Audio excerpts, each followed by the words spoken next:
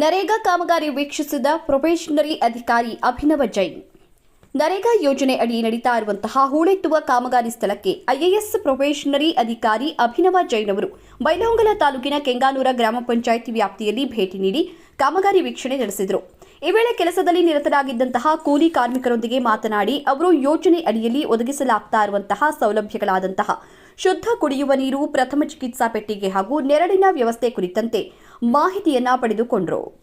ಜೊತೆಗೆ ಎಲ್ಲ ಕೂಲಿಕಾರರ ಯೋಗಕ್ಷೇಮವನ್ನ ವಿಚಾರಿಸಿ ಪ್ರತಿಯೊಂದು ಕುಟುಂಬವು 100 ದಿನಗಳ ಕೆಲಸವನ್ನ ಪೂರ್ಣಗೊಳಿಸಿ ಆರ್ಥಿಕ ಹಾಗೂ ಸಾಮಾಜಿಕ ಸದೃಢರಾಗಬೇಕು ಅಂತ ಸಲಹೆ ನೀಡಿದರು.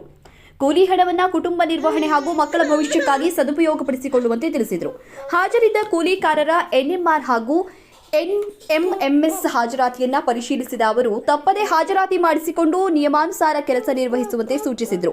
ಈ ಸಂದರ್ಭದಲ್ಲಿ ತಾಲೂಕು ಪಂಚಾಯತ್ ಕಾರ್ಯನಿರ್ವಾಹಕ ಅಧಿಕಾರಿ ಸಂಜೀವ ಜುನ್ನೂರ, ಸಹಾಯಕ ನಿರ್ದೇಶಕರು, ನರೇಗಾ ಸಿಬ್ಬಂದಿ, ಗ್ರಾಮ ಪಂಚಾಯಿತಿ ಸಿಬ್ಬಂದಿ ಹಾಗೂ ಕೂಲಿ ಕಾರ್ಮಿಕರು ಉಪಸ್ಥಿತರಿದ್ದರು.